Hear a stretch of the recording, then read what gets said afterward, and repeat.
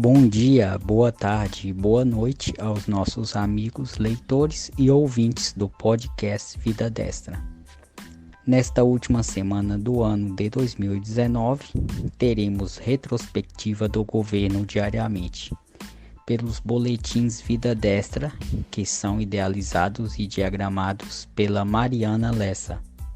Acesse www.vidadestra.org/boletim. O 7º episódio do podcast Vida Destra é referente ao tema O Ministro Abraham Weintraub. Participam hoje Romana de Castro, Jorge Vasconcelos, Lívio Oliveira, Sander Souza e Max Miguel.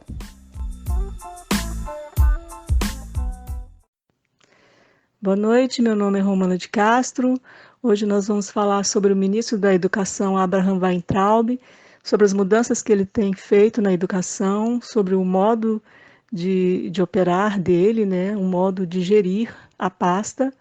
Vamos falar sobre os ataques que ele vem sofrendo e vamos falar um pouco também de Paulo Freire. Boa noite, eu sou Jorge Vasconcelos. E inicialmente eu digo para vocês que eu não vou nem tentar falar o nome do nosso ministro. Então, Jorge, o nosso ministro da Educação já entrou com uma nova proposta, uma nova visão, diferente do que nós estávamos passando nesses últimos anos, porque a maioria das pessoas não querem mais isso. E porque também os resultados na educação vêm se mostrando muito abaixo do que seria permitido em um país sério. Então, ele se propôs a mudar, ele trabalhou nas mudanças, mas o que nós percebemos é que tudo o que ele faz não é valorizado por uma parte da nossa sociedade, que eu acredito que é bem pequena, mas mesmo assim não é justo o que fazem com ele.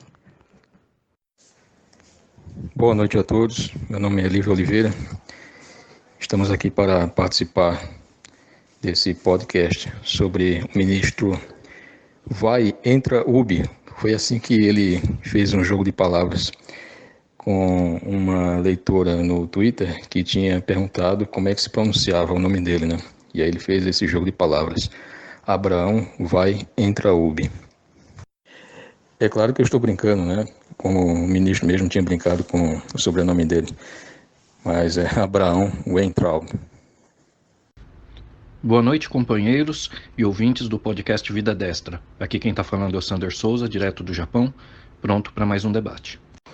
Mas, Romana, ele tem feito um trabalho tão bom que a gente se esquece que antes dele teve o Vélez, né? Como ministro da Educação. Ele tem feito um trabalho de formiguinha também, mas ele está sendo muito esperto. E o problema é que essas pessoas que querem criticar vão criticar de qualquer jeito. Entendeu? Como aconteceu também com a questão dos recursos, né, que teve que passar por uma contingência. A crítica foi atroz e foi totalmente injusta. Agora, a gente percebe que as críticas têm diminuído porque eles não têm mais o que criticar. Porque realmente os resultados do que ele está fazendo, embora eles não vão aparecer tão rápido, né, como é o caso de outros ministérios, né, mas está claramente sendo detectado que ele está investindo em posições importantíssimas na educação e que alguns até estão se dobrando, né? Pois é, Jorge, com certeza. Ele, por exemplo, iniciou essa questão da escola cívico-militar, que já está em andamento e que é fundamental porque nossas escolas não têm ambiente mais para a criança, para o adolescente aprender. Então, essa parte é fundamental. Outras medidas estão sendo tomadas em relação às universidades, mais autonomia às universidades e outras questões. Agora, acontece uma coisa dessa, que é um contrato que não foi renovado, e aí o mundo vem abaixo, gente, por favor, né? Interessante você ter citado o ministro anterior, George, porque eu estava pensando nele hoje, né? E nós vimos, né, nós acompanhamos, né, a fritura pela qual passou o ex-ministro da Educação, Ricardo Vélez Rodrigues, né? E eu acredito que um dos motivos, inclusive, do sucesso do Weintraub é justamente esse antecessor que ele teve, né? Já deu para ele ter uma ideia aonde que ele estava entrando, né? O Vélez, coitado, caiu de paraquedas numa terra arrasada, né? Pegou uma bucha ali muito difícil de resolver. Já o Weintraub, né, quando ele pegou o ministério, ele já tinha uma noção exata dos problemas e, inclusive, da oposição que ele deveria enfrentar para resolver esses problemas. Então, Sander, exatamente. E essa oposição que ele está enfrentando, que o Vélez também teve que passar por isso, é uma oposição que não é concentrada na melhoria da educação. É uma oposição que quer que sua ideologia e seu pensamento permaneça, mesmo que não seja bom para a educação, mesmo que não seja bom para os estudantes brasileiros. Então, oposição por oposição simplesmente, e não para resolver problemas. Sandra, sem dúvida. Cara, esse é o ponto, entendeu? Ele já entrou sabendo quem eram os inimigos, tá? Ele suportou alguns deles. Ele teve que suportar. Por isso que a máquina ainda está lá. Então ele sofre também com a sabotagem interna, tá? E que aos poucos ele está limando. Se o cara não se adapta, ele lima. E foi o que aconteceu no contrato da Roquete Pinto, entendeu? Então, os caras estavam pegando recursos para poder desenvolver essa doutrinação de gênero, e eu acho que no governo do Bolsonaro era óbvio que isso não poderia acontecer. Eu acho que seria muito pior se as pessoas descobrissem que isso acontecia com a cumplicidade do ministro. Aí eu acho que aí a fritura não ia ser fritura, né? A gente ia limar. Era o natural acontecer. Então ele reagiu da forma que tinha que reagir, causando o menor prejuízo ao erário. Entendeu? Só não renovou o contrato e acabou. O ministro Weintraub, ele é, como nós podemos dizer lá no Nordeste, é um cabra da peste, né? Porque para aceitar a responsabilidade de conduzir um ministério que é tido pela esquerda como um dos pilares centrais da revolução cultural gramsciana e frankfurtiana, para aceitar uma responsabilidade imensa como essa, é preciso realmente ser muito corajoso, né? E o Weintraub aceitou esse desafio e está enfrentando com galhardia, com muita desenvoltura, com muita altivez, toda essa maré contrária da esquerda contra ele, né? Eu me lembro que Olavo de Carvalho, ele chegou a dizer algumas vezes que ele jamais aceitaria ser ministro e principalmente ser ministro da educação, porque é um cargo extremamente espinhoso, um cargo extremamente pesado de ser conduzido, é uma carga imensa, né? Por conta de toda a agitação revolucionária incrustada ali naquele ministério. Então, o ministro Weintraub, ele realmente é um homem de muita coragem. Lívio, eu acho que esse é o ministério mais complicado, com certeza, porque faz parte da estrutura, né, do tripé utilizado pelo pessoal que afundou o nosso país, né? E outra, é uma área que não tem efeito rápido e que já vem sendo tratada há muito tempo. Há muito tempo. É muito difícil você ver um professor, sobretudo universitário e tal, com um pensamento que não seja esse. É muito difícil. Então, assim, ele não vai mudar isso. Então, ele disse, bom, eu não vou mudar, mas também eu não dou estrutura para que aconteça. E essa guerra aí vai perdurar. E para o futuro da nação, é bom a gente até deixar claro que é o ministério mais importante. É essencial o Ministério da Educação, porque do jeito que as coisas vão, a tendência é que essas gerações aí que foram destruídas, elas acabem de acabar com o país. Então, Romana, não é oposição, é discórdia, né? Os caras querem desenvolver o caos, né? Quanto pior, melhor. Essa é a situação. Eles não querem deixar a coisa degringolar, porque quando a gente sair do buraco, aí eles vão ver que não vai ter mais jeito. Eu concordo com todos vocês, né, com os argumentos colocados até aqui, e acrescento inclusive que talvez o maior desafio da nossa educação não seja com relação à construção de novas escolas, com relação ao currículo, com relação a aos programas, né, é, é, de iniciativa do Ministério da Educação, mas talvez o maior dos desafios seja a limpeza ideológica que precisa ser feita dentro do Ministério, em toda a estrutura da educação brasileira, né? E é nesse sentido que eu vejo que o ministro Abraham Weintraub tem feito um excelente trabalho. E é claro que os programas que ele apresentou aqui até agora também são programas excepcionais, né? Dignos de serem aplaudidos, né? São programas que vão fazer muita diferença na nossa educação, mas o grande empecilho da educação hoje é com certeza o lixo ideológico que ainda está presente de forma bastante ostensiva na nossa educação, no sistema educacional brasileiro. Sander, e basta citar aí o 100% de internet para as escolas, né? Só isso aí já é um desafio imenso. E ele conseguiu. E a gente está falando do primeiro ano, né? De trabalho dele, que na verdade nem é um ano, porque ele veio depois do Vélez, né? Mas você tocou num ponto que é esse mesmo. Tem um cara em especial, né? Que é idolatrado pela esquerda, que segundo o nosso amigo articulista Laerte, né? E ele está coberto de razão, não deixa de ser um energúmeno, né? Um plagiador safado, que fez com que a gente chegasse onde a gente chegou. E eu tenho certeza absoluta que você quer falar dele. Eu concordo. A ideologia realmente é um ponto fundamental que atrapalha a nossa educação hoje. Essa ideologia nas escolas, ela não foi pensada agora, ela não foi pensada pelos brasileiros. Ela está presente, por exemplo, nos revolucionários russos. Ela está presente em todo esse pessoal que quer fazer a ruptura na sociedade. Então, eles trilharam esse caminho de reestruturar a educação, de reeducar as gerações para o benefício deles mesmos, né? E para a gente ter uma ideia de como esse pessoal age na forma suja, essa TV Escola, por exemplo, nos últimos momentos em que ela viu que estava perdendo espaço e o contrato não seria renovado, ela trouxe para a programação dela pautas de direita. Isso é muito sujo, gente.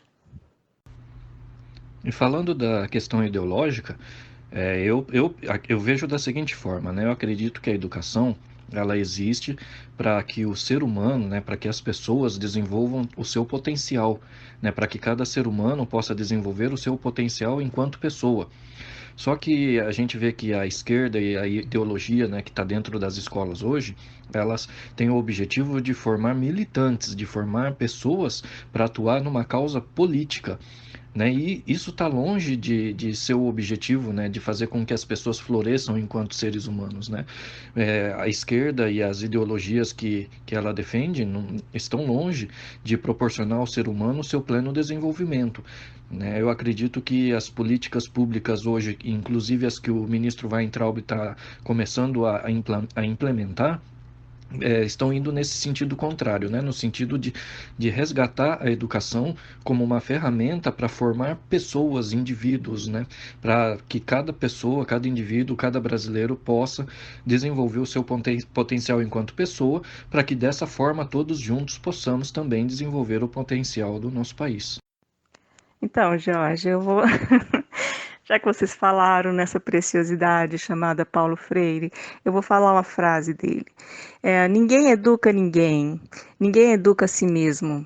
Os homens se educam entre si, mediatizados pelo mundo. Bom, ninguém educa a ninguém, ninguém educa a si mesmo. Os homens, então, não se educam entre si, porque se ninguém, gente, já tira todas as possibilidades. Então, essas frases soltas, tipo papo cabeça, eu não sei como que ainda engana alguém. Último suspiro, né, Romana? Quando tá. Eles queriam só renovar, né? Se renovasse, voltava à situação anterior. O que me irrita nisso é que quando a gente fala de educação, a gente está falando das nossas crianças, né? E esses caras não tem adjetivo para esse tipo de indivíduo, né? Canalha é muito pouco. porque os caras ficam acorçando crianças para poder desenvolver a ideologia deles, né? Inclusive a de gênero. E é revoltante. E pode ter certeza que a sociedade brasileira na sua maioria, conservadora porque não aceita um negócio desse. Tá aí o Jair Bolsonaro como nosso presidente, que foi eleito argumentando isso e dizendo que ia lutar contra isso, que de fato é o que ele faz, né? Inclusive através do ministro. Mas há áreas, né, dentro dos ministérios, como educação, cultura também. Essas são áreas que, poxa, os caras já estavam estabilizados, né? Esse pessoal de esquerda. Então, para eles é difícil, difícil. E para a gente está complicado. A gente vai ter que bater com força, porque senão eles não vão parar de fazer esse tipo de coisa. Sander, você usou uma expressão muito feliz aí, ao se referir à necessidade de se fazer uma limpeza ideológica no Ministério da Educação. Isso é uma tarefa hercúlea, vai levar muito tempo, porque esse ministério ele foi ocupado pelas esquerdas há décadas. É um processo de longa data, que já vem mais ou menos desde a década de 30, 40, quando começou a haver as primeiras infiltrações dos esquerdistas na educação brasileira, né?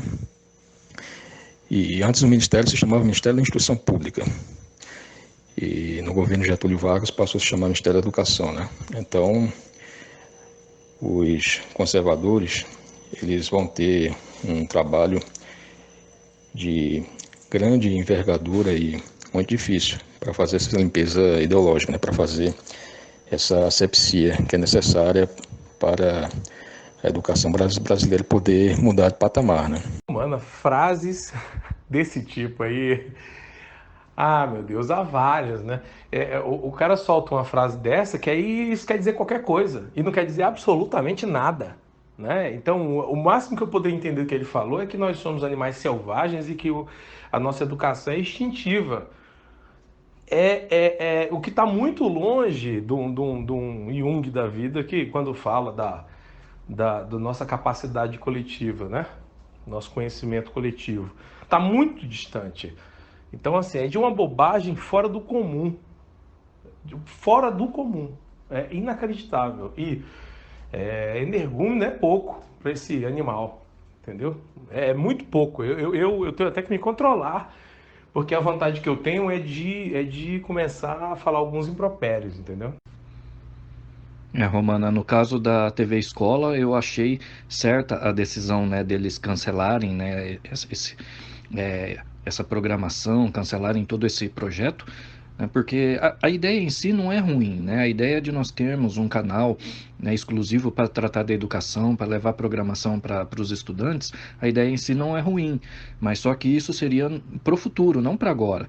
Né? Porque o que adianta a gente ter um programa como esse se nós temos ainda escolas que não têm o básico, como banheiro e água encanada, por exemplo. Tem lugares que não tem energia elétrica. Então, falar de um programa como esse, tendo escolas ainda nessa situação, para mim é jogar dinheiro fora. Está totalmente fora da realidade das nossas escolas ainda. Né? Quem sabe no futuro esse programa possa voltar, mas no momento ele é totalmente desnecessário.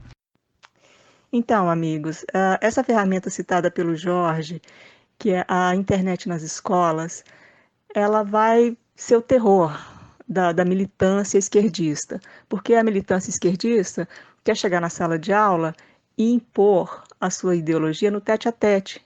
Os alunos não teriam outras ferramentas para pesquisar se é aquilo mesmo, se é verdade, se não é verdade. Agora, com a internet, eles podem pesquisar, podem tirar suas próprias conclusões, e aí a coisa vai ficar bem diferente.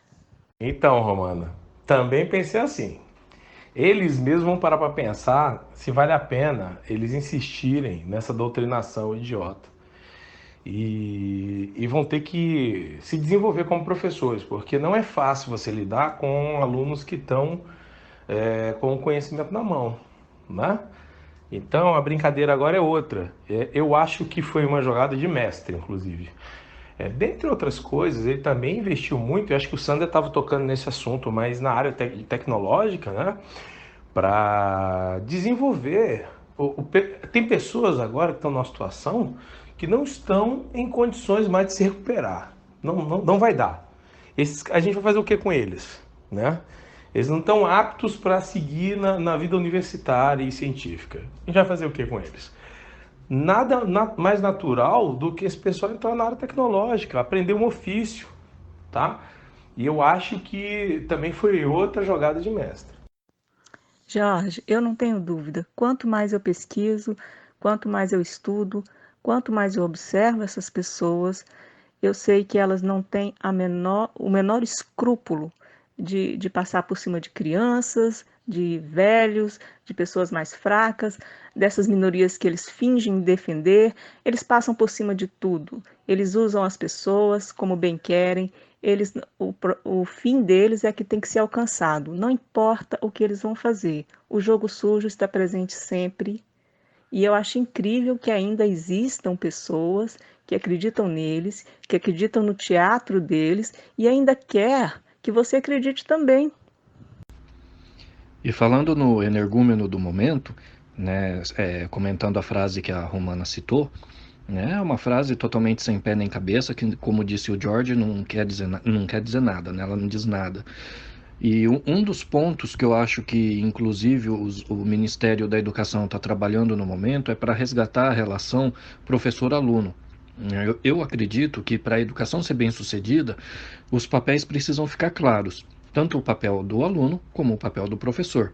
Essa história do Paulo Freire de que todo mundo se ensina, de que não há um professor ou um aluno de forma clara, né? Todo mundo ensina, todo mundo aprende, é uma balela que no fundo não leva a gente a lugar nenhum, né? Não traz progresso nenhum, não traz nenhum tipo de benefício prático para a questão da educação.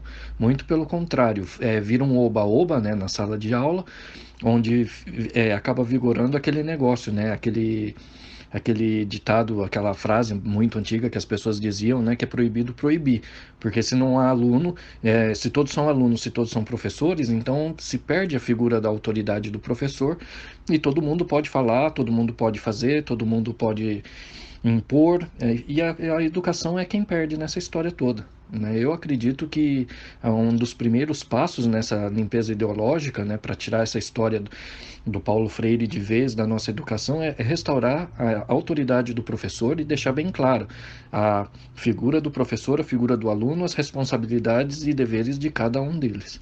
Romano, isso piora porque a aptidão que eles dizem ter é exatamente na área de educação, né? Então piora, né? Não são, eles fazem de caso pensado, né? É premeditado, então é muito pior.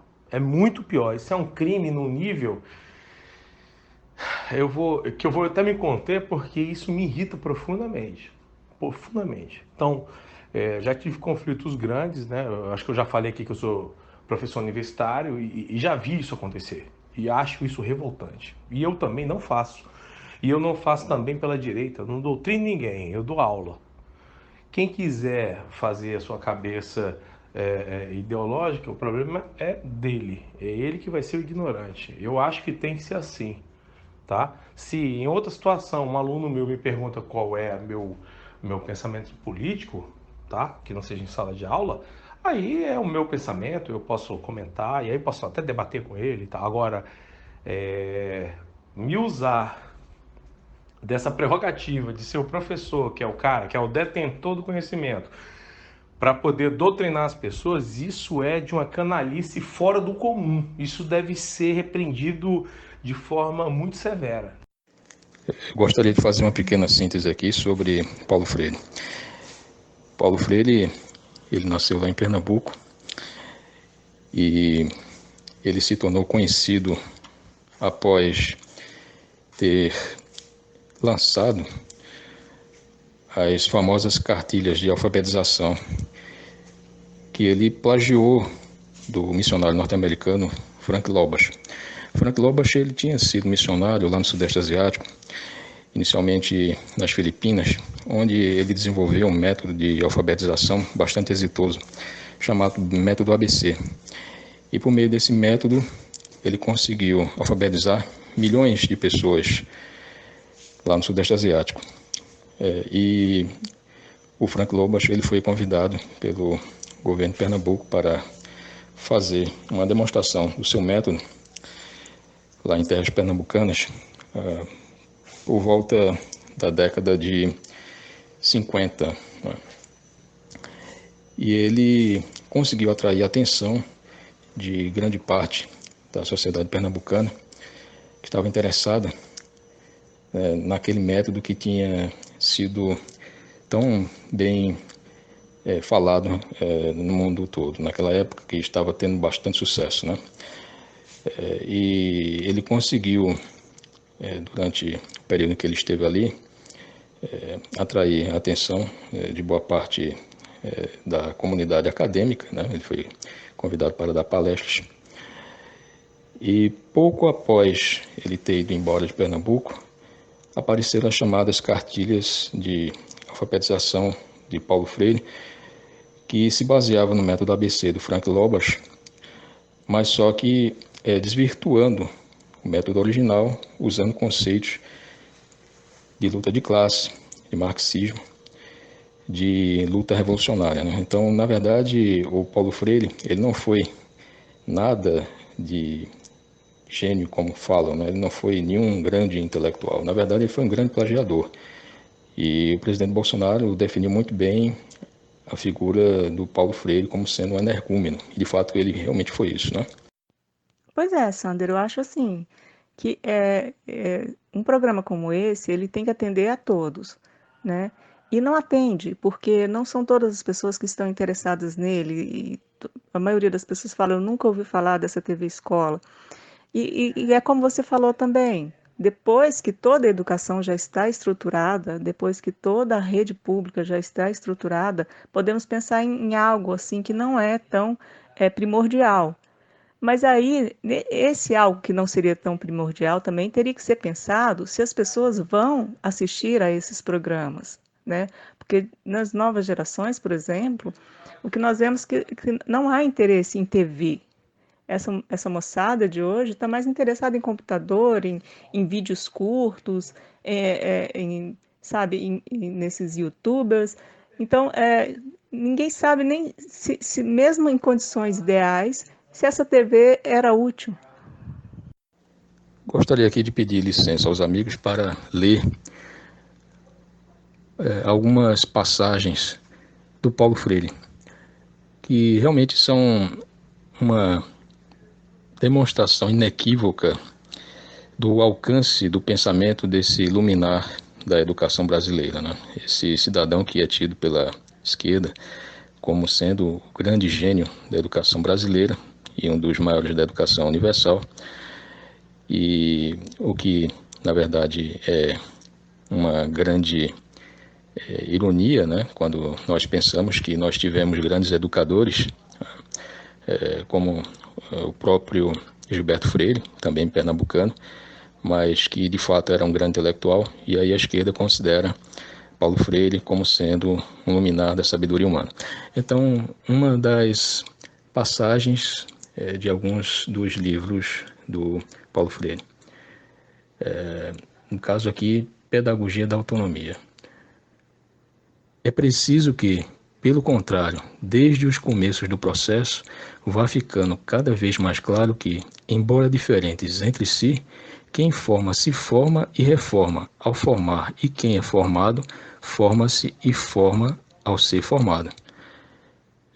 Se alguém souber exatamente o que é que significa isso, gostaria que me esclarecesse, por favor. Outra passagem memorável aqui, que vou ler também. Na verdade, não há eu que se constitua sem um não-eu. Por sua vez, o não-eu constituinte do eu se constitui na constituição do eu constituído. Desta forma, o mundo constituinte da consciência se torna mundo da consciência, um percebido objetivo seu, ao qual se intenciona. Então, em síntese, isso aqui, na verdade, é o típico embromation, né? Lívio, energúmeno eu não tenho dúvida, mas eu acho que tem mais aditivo para ele aí, tá? A questão é que a esquerda, de uma forma geral, né, se agarrou com isso aí, né? idolatrou, né? Os caras botaram o cara no pedestal. E a direita, né, incipiente, ela deixou ocorrer. Nós deixamos acontecer, tá? Então agora é a hora de extirpar esse mal da educação.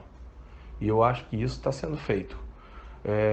Não existe nenhuma fórmula mágica. As fórmulas na educação que dão certo estão aí. Tá? Tem países, a gente até comentou isso no podcast, acho que o penúltimo podcast. Não tem fórmula mágica, as fórmulas estão aí disponíveis, não tem nada de segredo. A questão é implementar isso num mundo de sabotagem, né? E o fim da linha é exatamente o professor. Então, se o professor não está engajado, vai ser complicado. Mas ele também não se engaja porque ele é, na maioria das vezes, um submedíocre, né? Tem muitos professores ruins, os de esquerda principalmente, né? São fracos mesmo. Então o cara não tem conteúdo para passar, não tem didática, né? É mais fácil enrolar, né? É mais fácil doutrinar, né? Então, pessoal, outra frase aqui que eu nem vou falá-la toda, ele dizia, o Paulo Freire, que ensinar não é transferir conhecimento. Bom, tudo que nós fazemos, nós fazemos porque foi transferido conhecimento, né? Até no útero da mãe, o bebê recebe conhecimento transferido da mãe dele para ele. Então, a pessoa toma água, o simples fato dela levar o copo d'água à boca foi um conhecimento que foi transferido a ela.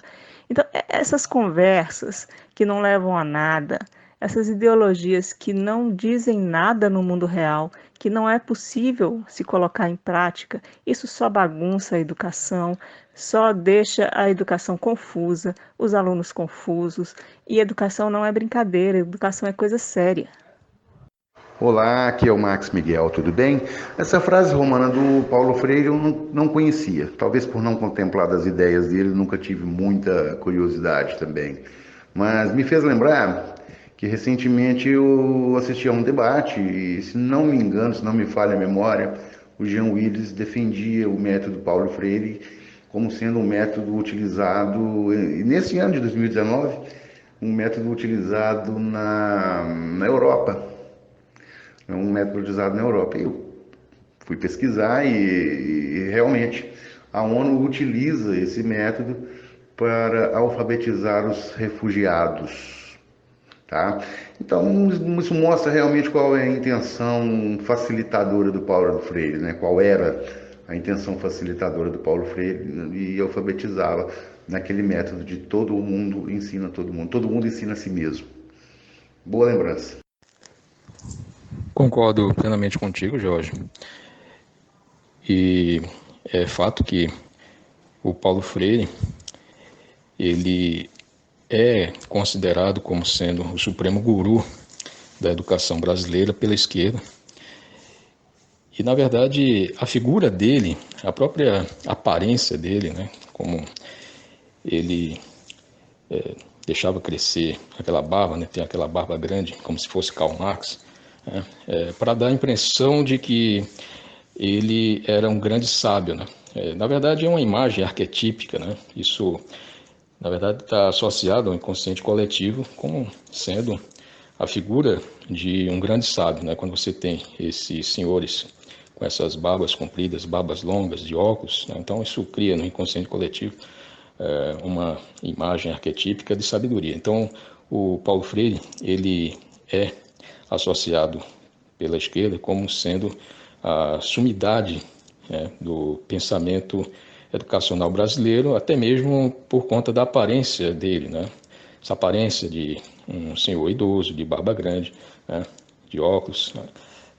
Então, isso também tem um componente de marketing, né? Em torno disso aí. Assim como, por exemplo, o Che Guevara, com aquelas madeixas grandes, né? Aquela barba grande, aqueles cabelos grandes, ele é associado pela esquerda como sendo uma figura semelhante a de Jesus Cristo, né? O que é um absurdo para uma pessoa que tem um mínimo de noção. Mas a esquerda faz esse tipo de associação, né? Eles usam essas imagens, esses arquétipos, esses símbolos, para poder, então, atuar com mais facilidade no seu manuseio da guerra cultural. Não, o que o Paulo Freire quis é muito simples, tá? É a forma de submediocrizar o papel do professor também, né? Como o Sander também falou, de tirar a autoridade. É só isso mesmo, para destruir a educação. Porque, então, qual é a razão de ser de juntar todo mundo numa classe se um não passa o conhecimento para o outro, mas o outro forma o eu dentro dessa falta de conhecimento? Pô, pelo amor de Deus. Pois é, pessoal, eu li uma frase do Paulo Freire, totalmente sem sentido. Eu vou ler agora um trecho do livro Os Demônios de Dostoiévski, que descreve bem o que são essas pessoas. No livro dele. 1/10 ganha a liberdade de indivíduo e o direito ilimitado sobre os outros 9/10. Estes devem perder a personalidade e transformar-se numa espécie de manada e, numa submissão ilimitada, atingir uma série de transformações da inocência primitiva. Uma espécie de paraíso primitivo, embora, não obstante, continuem trabalhando. Isso resume tudo. E veja bem, isso é do século XIX. Esse pessoal nunca mudou, nunca vai mudar. São pessoas que não merecem a confiança de ninguém. E outra coisa, Lívio, a própria Romana, num podcast anterior nosso, comentou uma forma, né, que a esquerda utiliza, né, o método que ela utiliza, de fazer chacota, né, de fazer tabu também das coisas. Então, assim, se na década de 80 você falasse alguma coisa dos militares, por exemplo, se não fosse falando que é um golpe, que foi uma ditadura, os caras caíam em cima de você. É assim também com o Paulo Freire. Então vai falar mal do Paulo Freire para você ver. Você arrumou uma confusão, né? E muitos deles só sabem o nome mesmo do Paulo Freire, não sabem nada do que ele fez. Só que para eles ele é interessante, então eles vão defender até a morte. Sandra, é como querer fazer fogo sem telhas, sem combustível e sem oxigênio. É um absurdo. Lívio, temos que colocar nessa equação também uma alteração fundamental que aconteceu, tá? Porque a função primordial do Bolsa Família era colocar as crianças na escola. Obviamente, se a criança não for para a escola ou se não obtiver êxito, perde o Bolsa Família. Para não perder os eleitores, o que a esquerda fez? A esquerda disse o seguinte: olha, ninguém reprova mais. Então, isso aí também determinou a desgraça da nossa educação, né? Não foi só o Paulo Freire nessa história. Ele por si só já é uma desgraça grande. Mas esse item eu acho que tem que ser levado em consideração. E quem fez isso foi um vagabundo chamado Haddad. Então, amigos, vocês podem ver que nesse modelo do Paulo Freire, ele diz que o professor não passa conhecimento para o aluno não tem conhecimento por si mesmo. Ou seja, o que passa conhecimento na visão dele, tipo, a sociedade, no modo geral, toda a comunidade. Não é, gente, é a ideologia que ele quer passar. Ele quer fazer com que os estudantes acreditem que só o conhecimento é só essa ideologia deles. É só isso que é o conhecimento. Eles não precisam buscar em livros, eles não precisam buscar em outras pessoas, professores, nada. Só nessa ideologia, ficar dentro de uma bolha ideológica. É isso que eles querem, foi isso que eles plantaram, é esse ambiente que eles criaram. Pois é, Sander, eu acho que o Paulo Freire desenvolveu ou criou um idioma próprio, né, chamado Paulo Freirianês, porque realmente aquilo que ele escreve nos seus livros para dar uma impressão de extrema sabedoria, de extrema erudição, na verdade é o enrolation puro e simples. O sujeito ele quer posar de intelectual, de erudito, e na verdade o que ele faz é apenas jogo de palavras, né? É isso que ele faz. E é esse o sujeito que foi escolhido como sendo patrão da educação brasileira. E aí o George, ele falou anteriormente que os conservadores, o pessoal da direita, tem parcela de responsabilidade nisso, porque simplesmente dormiram no ponto, né? Eles simplesmente deixaram a banda tocar e não tomaram nenhuma providência a tempo. E olha que o Paulo Freire, ele foi escolhido como patrão da educação brasileira no governo Dilma, né? Isso é algo recente, né?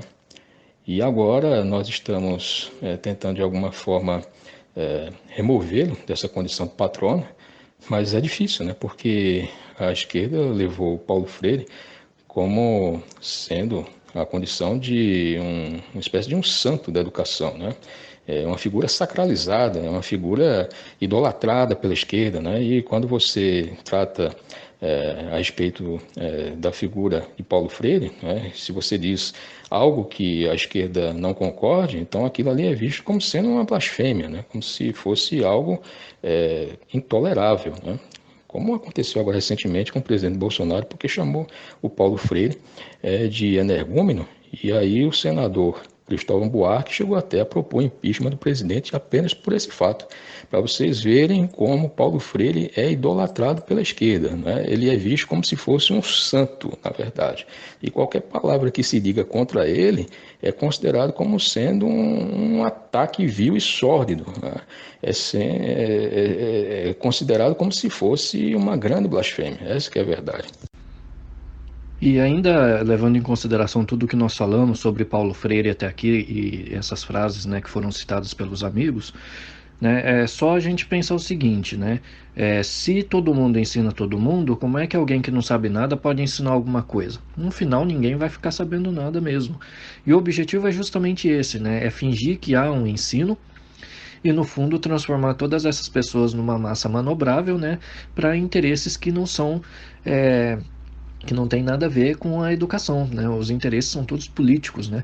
Tudo o que é feito pela esquerda tem objetivo político, né? Então, outra coisa que tem que ficar muito clara para nós e para os nossos ouvintes é que tudo o que a esquerda faz sempre tem um objetivo político oculto por trás, né?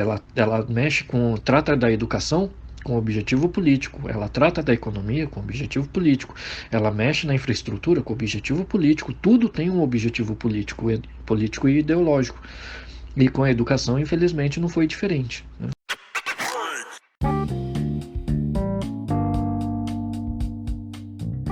Peço aos amigos para seguirem nosso Twitter, @VidaDestra, e acessarem o nosso site, vidadestra.org. Estamos também nas principais plataformas de podcasting, como Anchor, Spotify, Deezer e Apple Podcasts. Olha, Lívia, com relação ao que você acabou de ler, né, esses trechos que você acabou de ler, eu vou pedir desculpa a você e aos ouvintes, mas eu ainda não domino latim, ou o grego, ou qualquer coisa assim, porque eu não entendi porcaria nenhuma do que quer dizer isso daí. Livre, não tenha dúvida. Só acho que as pessoas não caem mais nessa, sabe? As pessoas já estão bem espertas já para esse tipo de coisa. Pelo menos uma boa fatia que não prestava atenção antes, né? Então, Jorge, o negócio é o seguinte: a esquerda valoriza quem está com ela. Pode ser a pessoa mais medíocre do universo.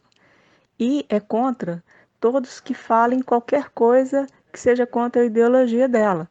Pode ser o maior gênio do universo.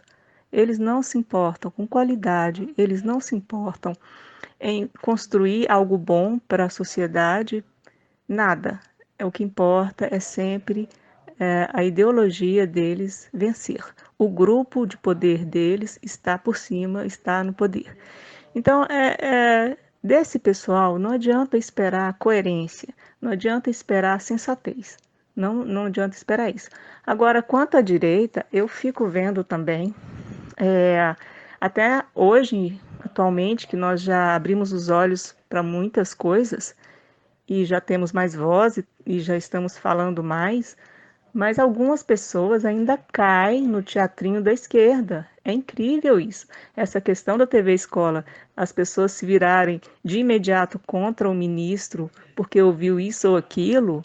Por favor, gente, vamos ficar mais esperto. Prezados, vocês têm toda a razão naquilo que vocês estão colocando, né? Conforme a Romano, por exemplo, falou, a questão de que o conhecimento ele é transferido, né? Nós não nascemos sabendo, nós precisamos aprender com os nossos pais, com aqueles que estão à nossa volta, para podermos absorver o conhecimento, né? Nós não somos seres que constroem o próprio conhecimento a partir do nada, né? Do ex nihilo. Nós precisamos receber a transferência do conhecimento de gerações anteriores e isso é totalmente desprezado por esse tipo de pedagogia do oprimido, por esse tipo de pedagogia elaborada por tipos como Paulo Freire, né, que propuseram que as crianças deveriam construir seu próprio conhecimento.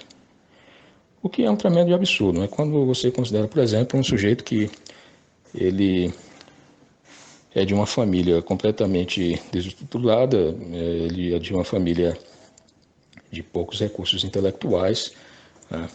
Passa o dia inteiro ouvindo funk, pancadão.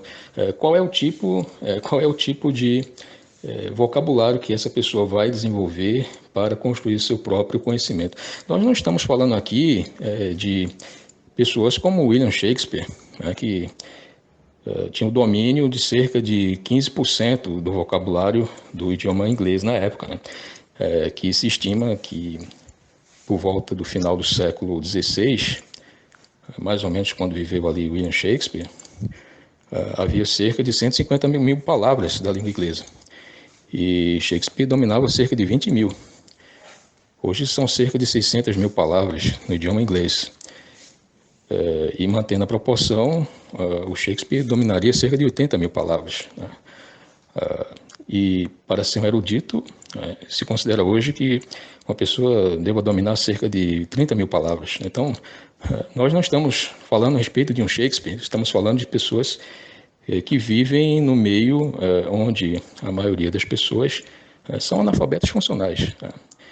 E como pessoas que são analfabetas funcionais, elas podem construir seu próprio conhecimento a partir do nada. Isso é impossível. Mas é o tipo de pedagogia que é proposta, né, por luminares, entre aspas, como Paulo Freire. É por isso que a situação da educação brasileira chegou a esse ponto, né? Eu li uma matéria na Gazeta do Povo, onde se mostrava que o QI das crianças brasileiras tem diminuído ao longo do tempo, né? O QI dos estudantes brasileiros do ensino fundamental tem diminuído ao longo do tempo. E o método Paulo Freire e outros métodos construtivistas semelhantes a ele são responsáveis por essa tragédia educacional, que é plenamente mostrada pelos últimos lugares que os estudantes brasileiros tiram nos testes do PISA, né, e outros testes internacionais. Mas, Romana, a esquerda ela apoia quem interessa, né?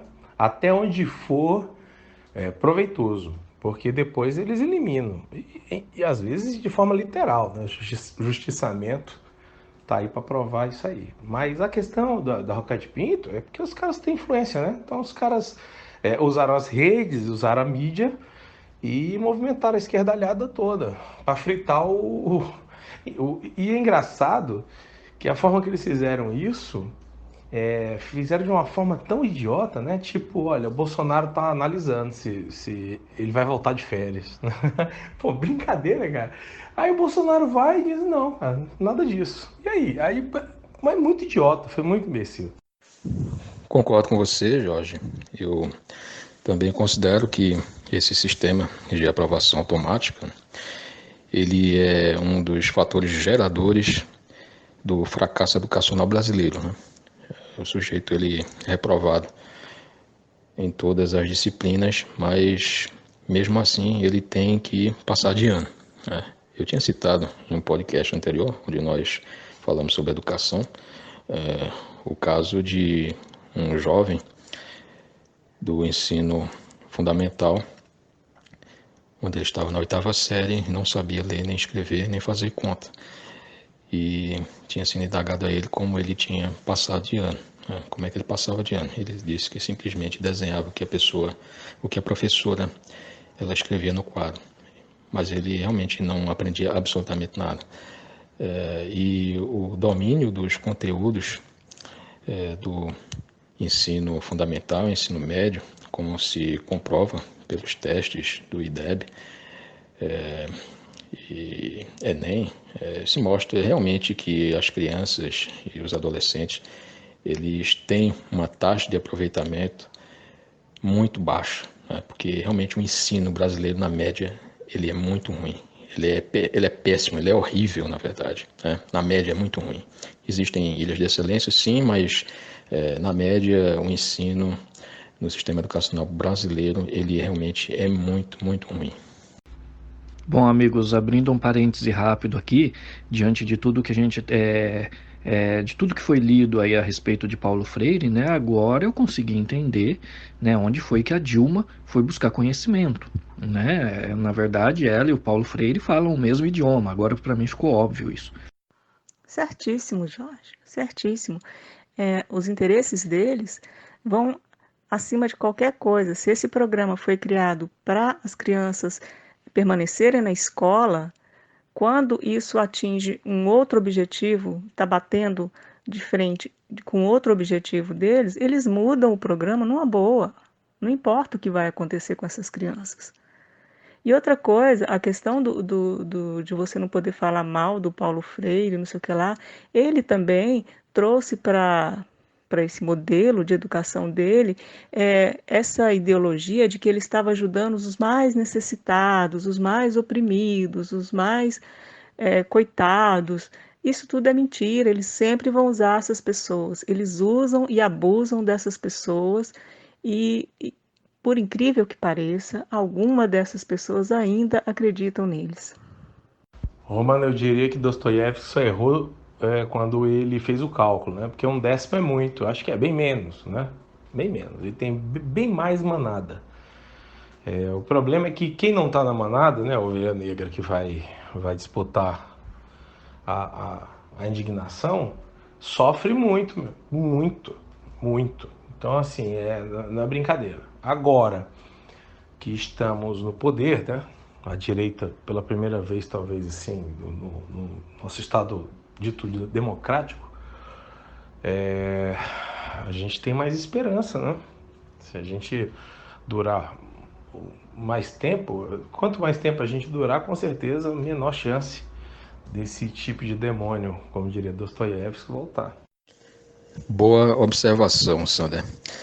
De fato, o idioma dilmês, né, o dilmês castiço, né, o idioma que falava esse idioma, né, e ninguém conseguiu aprender, infelizmente, né, dada a dificuldade de aprendizado desse idioma criado pela Dilma, né, realmente ela deve ter se inspirado no Paulo Freire, né, para desenvolver um idioma próprio.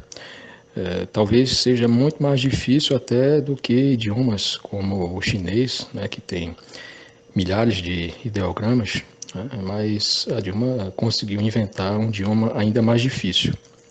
E realmente acho que o Paulo Freire deve ter tido uma contribuição decisiva nisso. Lívio, você me lembrou, sabe o quê? De um meme que o pessoal fazia pergunta para um cara, né? Aí o cara respondia, pergunta basilar, né?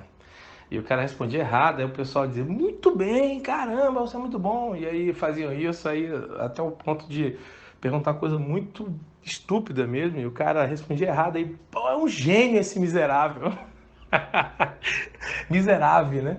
Então, assim, já se faz piada, porque é beiro ridículo mesmo. Você não salva, o percentual salvo é mínimo. Ô, Sander, eu às vezes eu não queria falar, mas às vezes eu fico até em dúvida quando eu vejo as frases dele. Eu fico pensando, será que são dele mesmo? Parece outra pessoa. Ô, Sandra, é isso aí. É porque ou a gente não alcança, né, o pensamento da Dilma e do Paulo Freire. Talvez o nosso nível esteja muito baixo, né? Os caras são grandes pensadores, né? Um dia alguém vai conseguir estocar vento e a gente vai ter que se calar, né? Amigos, uma coisa que é importante a gente levar em consideração também, quando a gente avalia o papel da direita, né, dentro de todo esse processo de desconstrução da nossa educação, bom, na verdade vem do fato da própria maneira como a educação foi conduzida nas últimas décadas, né? A gente vê que por causa da maneira, por causa da ideologização da educação, a direita ela passou a ser vista como sinônimo de ditadura, como sinônimo de nazismo, como sinônimo de fascismo, né? Tanto que ainda hoje, mesmo um ano após a posse do presidente Bolsonaro, a gente ainda vê as pessoas chamando os militantes de direita de fascista, nazista, taxista, ascensorista e por aí vai, né? E a gente vê que a educação teve um papel muito importante nesse contexto, né? Porque fez com que as pessoas passassem a ter vergonha de dizer que defendiam posições de direita, posições conservadoras, porque isso passou a ser mal visto pela sociedade. E tudo isso como resultado da própria educação totalmente ideologizada que a nossa juventude, que os nossos estudantes tiveram ao longo das últimas décadas. Então, hoje, na verdade, a gente está também, nesse ponto, conseguindo romper uma barreira muito grande, né? Hoje a direita consegue sim se manifestar como direita, né? Consegue lutar contra essa ideia errada que foi propagada durante muito tempo, né? Mas é claro que esse é outro aspecto que também vai levar tempo para ser mudado. Falou aí, Lívia, eu li uma notícia de inteligência artificial que estava sendo executado na China, né? Onde dois robôs estavam sendo desenvolvidos em inteligência artificial e eles chegaram ao ponto deles fazerem uma linguagem só deles para que ninguém entendesse. E aí os chineses desativaram o programa. Então, assim, os comunistas, né, socialistas comunistas, eles não gostam muito disso não, entendeu? Só para eles, né? Se eles não estiverem entendendo, eles cortam logo. E, Sander, é aquela coisa. Voltamos à situação do conceito, né, do que é o conservador, porque a nossa direita brasileira, ela tem algumas características que são para se avaliar muito, né? Porque é uma direita quase revolucionária, porque ela deixa de ser reativa para ser ativa em muitos momentos, né?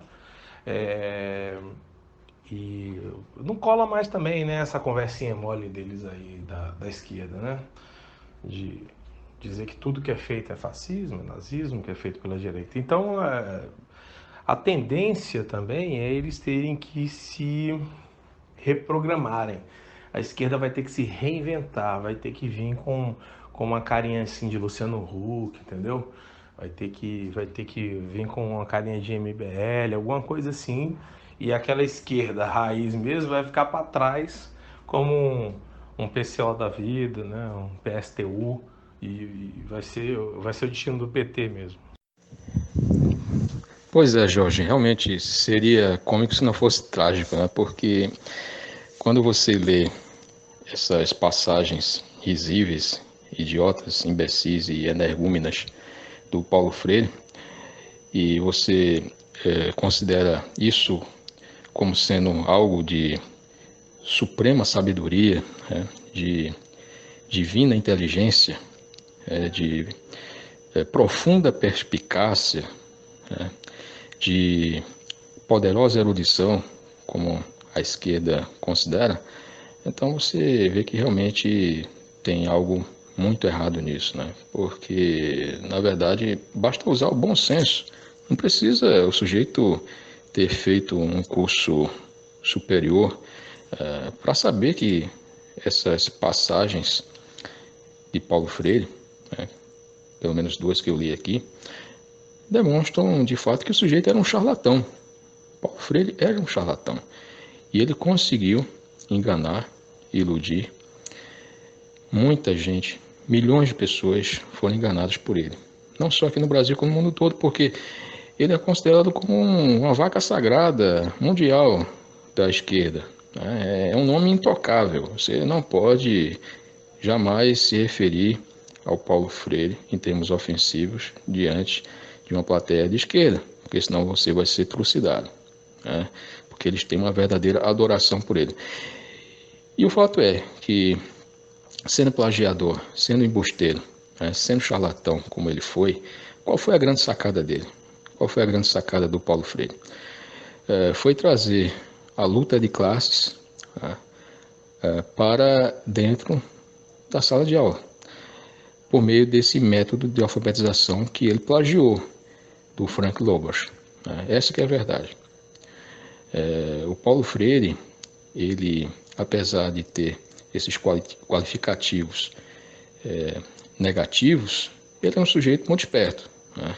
Ele se apropriou de uma metodologia criada por uma mente brilhante, essa sim, de Frank Loebas, para dar vazão aos seus instintos, né, mais primitivos relacionados à busca de poder, de promoção pessoal, e de fama. E ele conseguiu isso, né? Ele conseguiu se projetar mundialmente, roubando as ideias de outra pessoa, né? Na verdade, ele fez essa mistura de um método de alfabetização eficiente, como era o método ABC, mas aí ele colocou os ingredientes da luta de classes, né, os ingredientes do socialismo, e aí estragou tudo, né? Mas mesmo assim ele foi ovacionado, e continua sendo ovacionado pela esquerda até hoje, porque ele trouxe a luta de classes para dentro das salas de aula das crianças e dos adolescentes, né? Então por isso que hoje ele é incensado, ele é adorado, ele é idolatrado pela esquerda, e você não pode falar um ai dele, porque senão você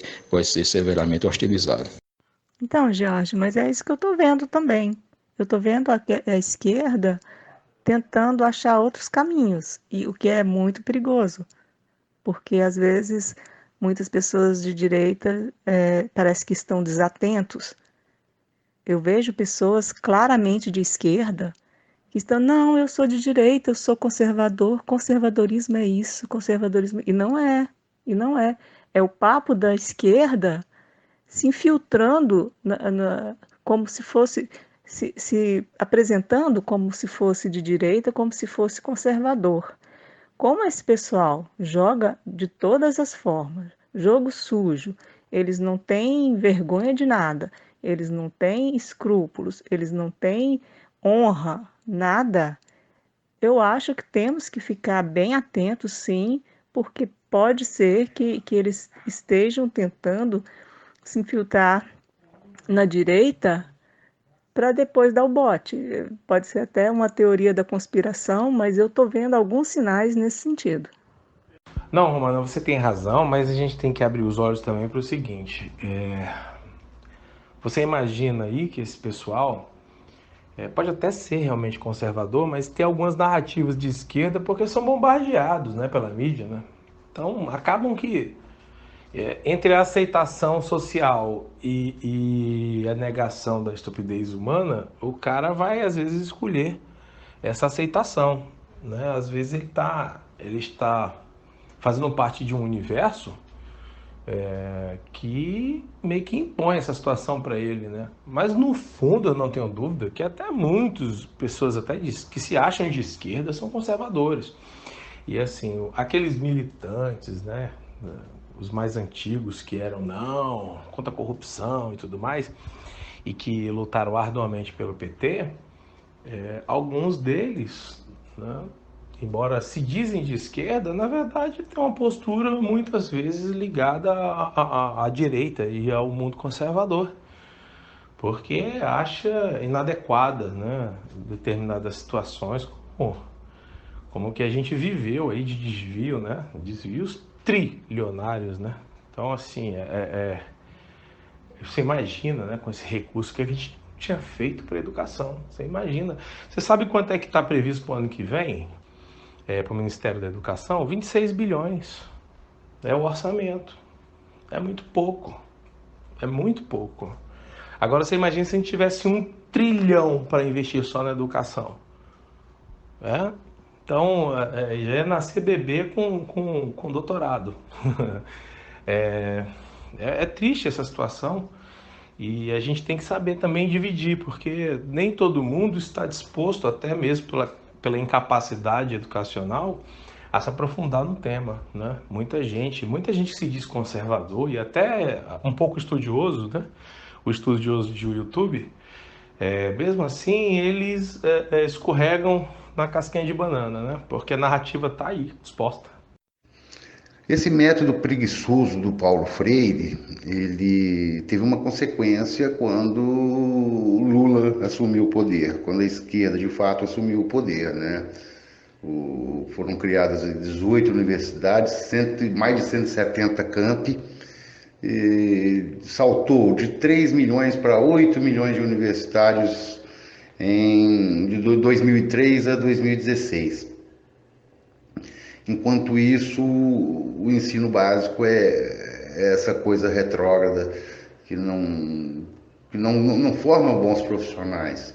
Hoje é comum, sem nenhum desmerecimento ao trabalhador raso, trabalhador comum, é muito comum você ter alguém com diploma guardado na gaveta e trabalhando em recepção de hotel, trabalhando de garçom, trabalhando de motorista de aplicativo, né? Gente com formação superior, mas que não sabe montar uma frase. Isso, essa foi a consequência do método Paulo Freire. Eu gostaria aqui de fazer um pequeno relato pessoal, dizer que na minha época de ensino fundamental, eu aprendi a escrever corretamente fazendo ditado, né? Na escola, as professoras elas faziam muitas aulas de ditado. Quando nós errávamos uma palavra, nós tínhamos que escrever dezenas de vezes a palavra certa, até nós aprendermos a escrever corretamente, né? E para fazer conta, tínhamos aulas de tabuada. Então esse era um método tradicional, era um método que funcionava. Mas esse é o tipo de método que a esquerda diz que é autoritário, né? Que é um método que não privilegia a criatividade da criança, que não funciona, né? Então, para a esquerda, o que funciona é um método construtivista, de Piaget, de tantos outros que eles consideram como sendo ícones, como vacas sagradas da educação.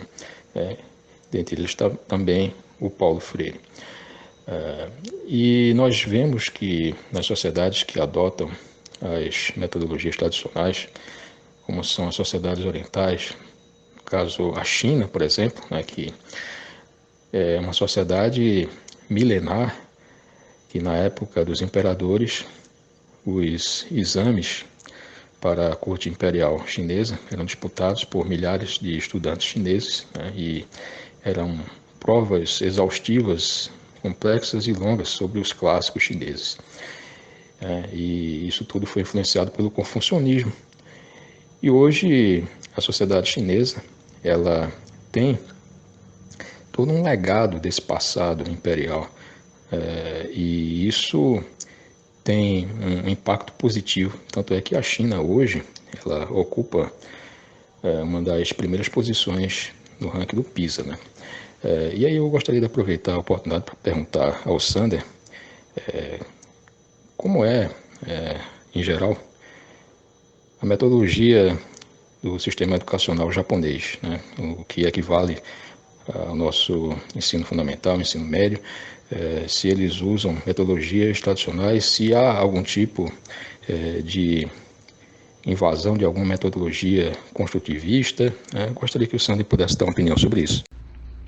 E diante de tudo isso que a gente está falando de Paulo Freire, né, do energúmeno do momento, fica muito claro o porquê que a esquerda se levantou de forma tão violenta contra o ministro Weintraub, né, porque ele não só se colocou contra tudo isso de forma retórica, mas também de forma prática, né, através das medidas que o Ministério da Educação vem adotando, né, através de atitudes práticas. O ministro tem mostrado que vai colocar tudo isso aí, toda esse legado de Paulo Freire por terra, né? E nós temos mais que aplaudir mesmo. Agora, é claro que a esquerda, ao ver o seu ícone maior, né, ser abalado dessa maneira, é claro que ela iria reagir mesmo, né? E eu acredito que quanto maior a reação da esquerda, mais a certeza que nós vamos ter que nós estamos no caminho correto. E tem que ser feito mesmo. Deixa o pessoal espernear, que gritem, que falem, que acusem, que xinguem à vontade. Eles até estão no direito deles, afinal nós somos uma democracia, mas isso não deve impedir que as coisas que necessitam ser feitas, que as reformas que precisam ser feitas, que elas sejam de fato realizadas, né? O pessoal que grite à vontade, mas o que precisa ser arrumado tem que ser arrumado, custe o que custar. Eu concordo contigo, viu, Romana? Inclusive, a gente vê que um dos maiores atributos do pessoal da esquerda é a infiltração, né? Esse pessoal consegue se infiltrar de forma sorrateira em qualquer área que eles queiram, né? E a gente precisa estar bastante atento com relação a isso para não se deixar enganar. Porque eles vão tentar colocar uma roupagem nova nas suas ideias, vão tentar tirar aquela carranca, né, que hoje todo mundo sabe, todo mundo já viu, né, vão tentar colocar algo um pouquinho mais palatável, mas a gente tem que estar atento justamente para evitar ser enganado, porque se não tomar cuidado, o pessoal volta ao poder em 2 tempos, e isso a gente não pode deixar acontecer de jeito nenhum. Você sabe, Lívio, que eu acho que o método pode ser até lúdico, né? Pode ter várias formas de se resolver ensinar, tá? A gente pode ter didáticas que são hoje mais inteiradas com a tecnologia, né? Eu acho que é possível. Não precisa ser um método tradicional, né? Eu também passei por esse. Acho que no meu caso ainda talvez tenha sido pior, porque eu ainda peguei palmatória. Eu tô velhinho. Mas a questão aí é realmente ensinar. É isso que está em jogo, tá? Não é uma ode à submediocridade, tá? É realmente ensinar. E as escolas cívico-militares estão aí para dar esse exemplo, porque seguindo o caminho do colégio militar, tudo é baseado em mérito. O melhor aluno tem regalias até. Então, quanto melhor colocado você está, mais regalias você tem dentro da instituição, né? Então, isso é valorizado, assim como o esporte também. Os atletas também são valorizados. Então, não tem o que fazer, porque aquilo ali é uma alegoria da vida, né? Se você é um incapacitado profissional, a tendência é que você não trabalhe na área que você gostaria, onde você se formou. Eu acho que esse é o ponto fundamental, que vai ter que mudar, por bem ou por mal. Jorge, você disse que foi da época da palmatória. Olha, ter passado pela época da palmatória é uma proxy bem aproximativa da idade da pessoa, né? Então, Sandra, eu acho também que esse pessoal grita muito, fala muito, mas quando qualquer pessoa tenta argumentar com eles, eles não sabem responder porque eles estão gritando o que foi repetido a eles para ser gritado. Eles não sabem o que estão falando, repetem como papagaios, não sabem do que se trata. Então, é deixar gritar, é deixar falar e promover as reformas. E quem está do lado deste governo, está do lado do que é certo, deve apoiar sempre. Agora, eu gostaria muito que pessoas bem intencionadas parassem de cair na lábia da mídia, na lábia desses novos, que o pessoal está chamando de nova esquerda, que são pessoas que se dizem de direita, mas que, na verdade, atacam este governo de todas as formas. Então, eu gostaria muito que as pessoas parassem de ceder a essa pressão. Passei, Lívio. Eu acho que eu fui a última leva, talvez, né? Isso foi na alfabetização. Eu passei por isso aí, mas eu não acho que ajudou, não, nem um pouco, para ser sincero. Eu acho que os meus melhores professores, eles atiçaram a centelha da curiosidade, talvez. Eu não tenho, para você ter uma ideia, eu não tenho lembrança da professora, eu não lembro qual é o nome dela que usava palmatória, para você ter uma ideia, né? E eu acho que realmente já está ultrapassado mesmo. Eu cheguei a estudar em um colégio católico diocesano lá de Garanhuns, onde havia uma professora muito severa, que ela punia os maus alunos com reguada e colocando eles ajoelhados em caroço de milho. Então, isso é um tipo de metodologia bastante autoritária. Também não advogo isso, né? Mas naquela época havia um respeito muito grande pelo professor. Nós tínhamos um respeito muito grande pelo professor, né? E nós saímos de uma situação para o extremo oposto, onde hoje os alunos eles batem, né? Eles humilham e até mesmo chegam até a matar professores, né? Isso também foi consequência dessas metodologias que tiraram a autoridade do professor, como é a pedagogia do Paulo Freire, né? Porque antes nós tínhamos uma pedagogia onde o professor ele era um elemento central, era o pivô central, né? E a partir dessas metodologias construtivistas, paulo-freirianas, o aluno passou a ser peça-chave, né? A peça fundamental. O aluno passou a ser o reizinho de tudo, né? E o professor passou a ser uma figura secundária. Então, a partir do momento em que se tirou a autoridade do professor e se entregou ao aluno, a condução, praticamente a condução do processo educacional a partir de uma metodologia em que o próprio aluno tem que construir seu próprio conhecimento, a partir disso você torna possível a própria imersão do processo educacional na anarquia, na desordem, no caos, né? Gerando violência. Então, esse é mais um dos efeitos nefastos dessas pedagogias construtivistas, paulo-freirianas e semelhantes. Você tirar a autoridade do professor, tornando ele um elemento submisso do processo educacional e fazendo do aluno o rei desse processo educacional. Olha, Lívio, respondendo à sua questão, o sistema educacional japonês, né, eu posso falar porque os meus 2 filhos estudam, né, em escola japonesa, eles cresceram aqui no Japão, né, desde pequenos estudaram na escola japonesa, né, e eu tive contato bastante, né, com as escolas, com o sistema de ensino, né, com a maneira como eles fazem as coisas aqui nessa área. E eu posso dizer para você com toda certeza que eles são bem tradicionais na questão do ensino.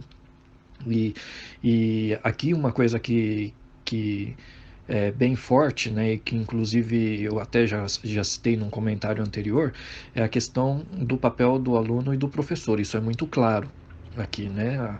A gente já comentou em podcasts anteriores também a questão da hierarquia, né? Da questão hierárquica que existe aqui no Japão, e com relação a relação professor-aluno não é diferente, né? Isso faz também com que haja bastante respeito em sala de aula e cria um ambiente onde há disciplina, né, para que o ensino seja mais efetivo, né? Tá aí um outro ponto que eu acho que falta bastante nas escolas brasileiras hoje e que eu vejo ser resgatado através do projeto de escolas cívico-militares, né? A questão da disciplina, né? Isso é muito importante, né? Você conseguir ter disciplina suficiente para que a informação não se perca, isso é muito importante. Porque ao contrário do que diz o método Paulo Freire, né, essas coisas todas que nós já dissemos até aqui, né, existe uma informação a ser passada de quem está ensinando para quem está aprendendo. Se não houver um nível mínimo de disciplina, essa informação se perde e aquele que deveria aprender não consegue aprender. E o trabalho de quem está ensinando se perde também, né? Acaba tudo sendo perdido nesse meio do caminho. Aqui no Japão, felizmente, a coisa é bem mais diferente. Como a sociedade ela é uma sociedade bastante tradicional e bastante conservadora, a influência externa, né, desses fatores novos, dessas novas maneiras de querer ensinar, isso tem pouca permeabilidade no sistema educacional japonês. Eles são bem tradicionais ainda. Praticamente o sistema educacional sofreu poucas mudanças nas últimas 4, 5 décadas. Tudo vem sendo feito da mesma maneira, até porque eu acredito que eles estão vendo que o sistema que eles adotam tem resultados, né? Então não há nem muito motivo para estar se abrindo a possibilidade da adoção de novas práticas, né? Em alguns casos existem algumas pequenas mudanças.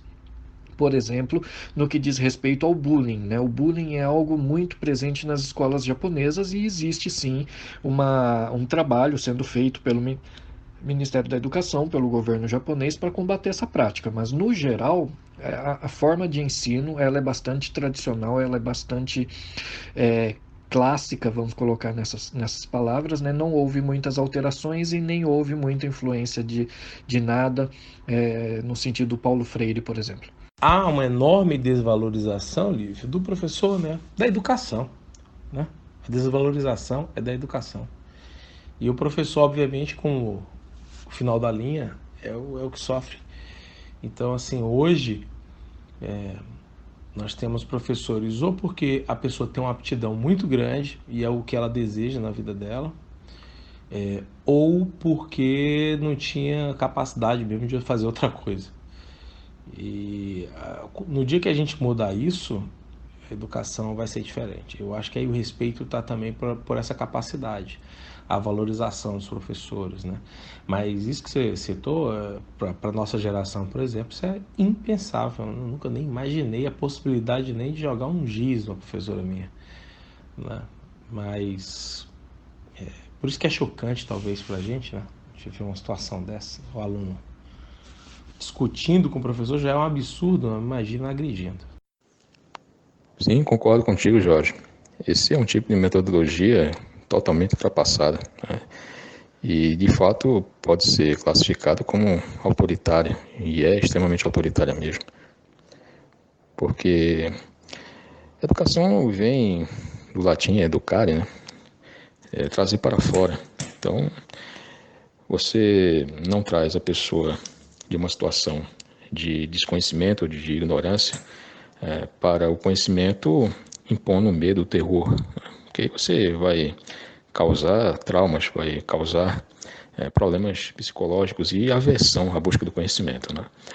Então eu sou realmente totalmente contrário a esse tipo de autoritarismo, de impor o conhecimento por meio de métodos de tortura, né? Porque não deixa de ser, né? Usar palmatória, usar régua, fazer o aluno ajoelhar em cima do milho, isso aí realmente é típico método de tortura, né? Então isso é inaceitável, né? Principalmente nos dias de hoje. Mas também você não pode aceitar um método do extremo oposto, onde você esvazia a autoridade do professor e entrega para o aluno praticamente toda a condução do processo educacional, centrando nele toda a estrutura da pedagogia educacional no sistema de ensino fundamental. Não é assim que você vai obter uma educação que tenha êxito. Aliás, falando essa palavra êxito, eu vou citar aqui um fato pitoresco que aconteceu hoje, né?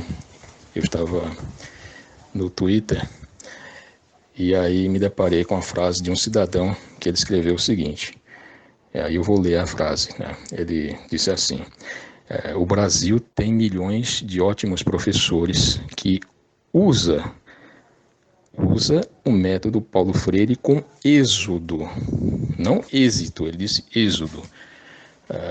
Então, esse é o típico produto da pedagogia paulo freiriana, né?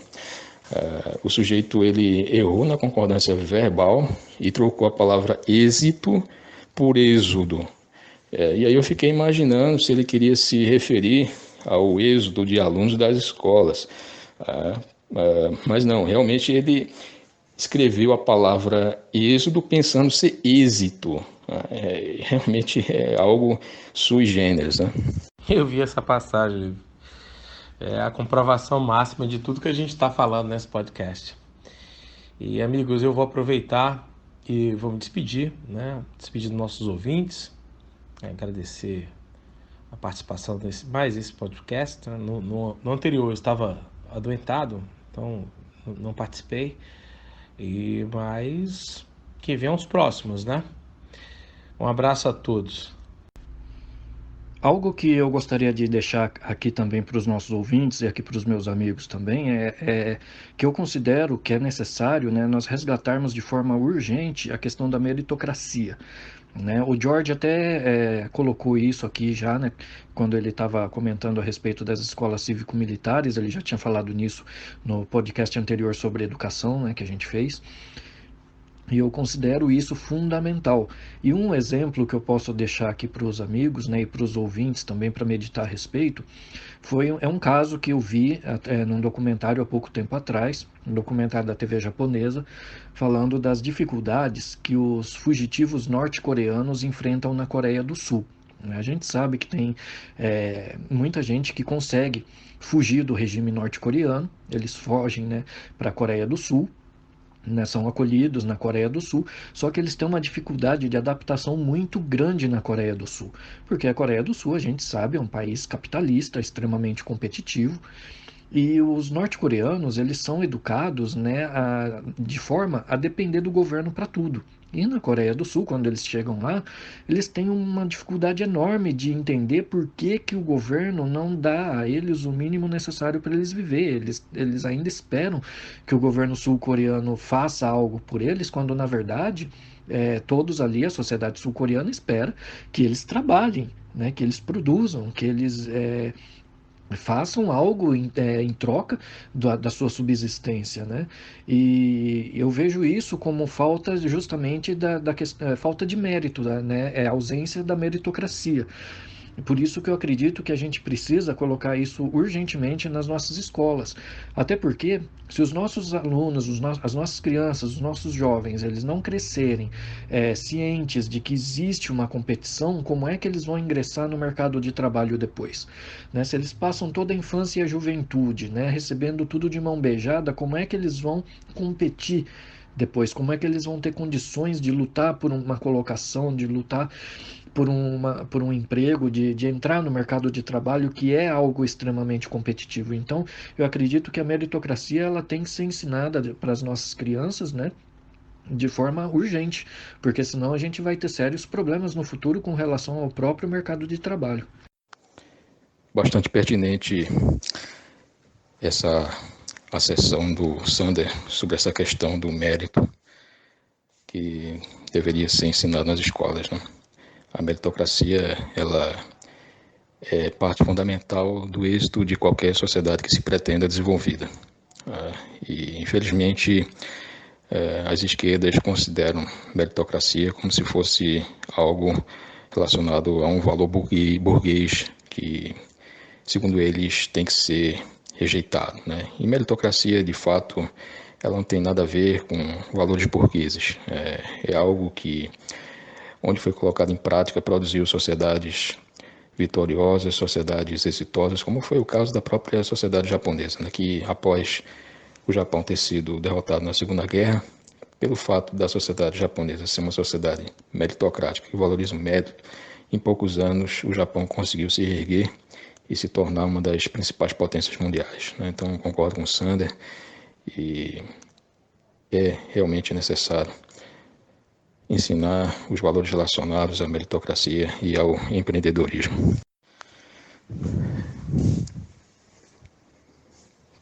Para mim, o supremo modelo de educador de todas as épocas, de todos os tempos, foi Jesus Cristo, né? Porque por meio do seu exemplo, por meio de sua conduta, de suas palavras, ele impactou a história, dividindo-a em antes e depois dele. E deixou um legado para toda a eternidade, né? Então, é preciso ter a dimensão correta da importância fundamental que é a de ser educador. Então, o professor ele tem que ter essa noção da sua responsabilidade, da sua missão de vida, que é o de passar o legado que outras gerações deixaram para as atuais e futuras gerações. E isso requer uma responsabilidade, um comportamento ético, uma consciência elevada de vocação e de missão, que infelizmente muitos não têm. Muitos dos atuais professores, eles pensam que a sua missão é de produzir revolucionários, de produzir agitadores que venham a destruir este sistema, né? E isso não tem nada a ver com a educação. Então, eu também quero aqui me despedir, os meus amigos aqui do Vida Destra, né? E espero também que todos tenham gostado desta conversa. Até a próxima oportunidade. Boa noite. Bom, pessoal, é isso, né?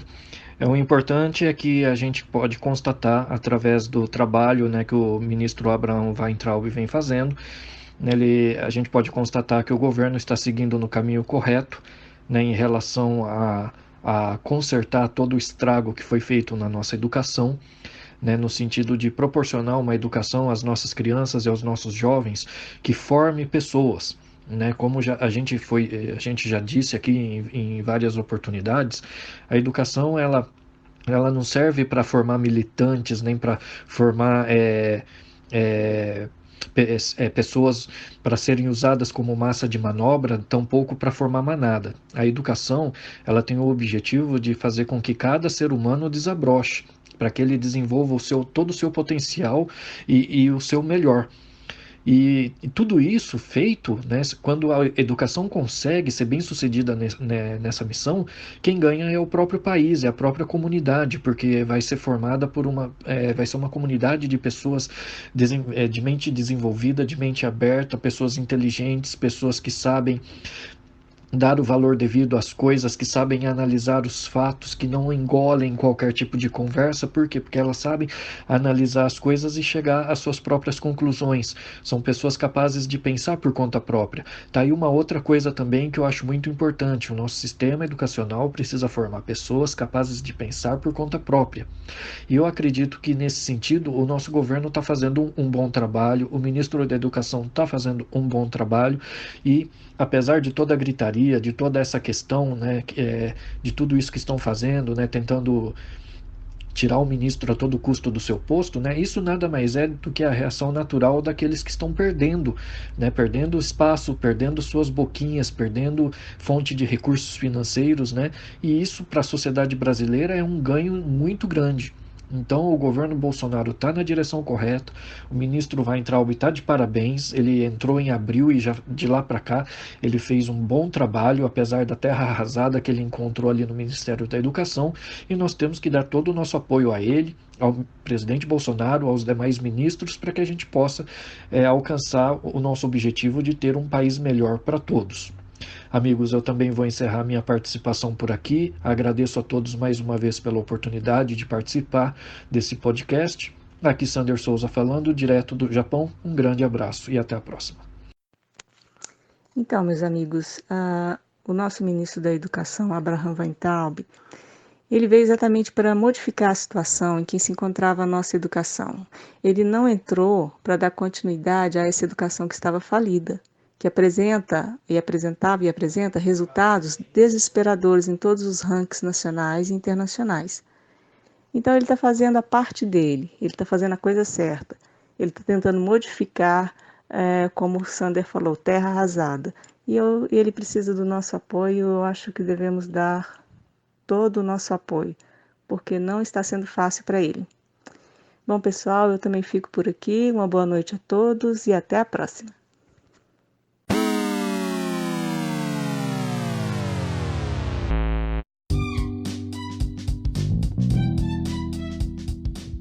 Bem, nosso podcast fica por aqui. Obrigado a todos os participantes e ouvintes. Qualquer sugestão de pauta, envia ao nosso e-mail contato@vidadestra.org, ao nosso Twitter @vidadestra ou aos nossos articulistas que estão sempre no Twitter. Juntos somos mais fortes.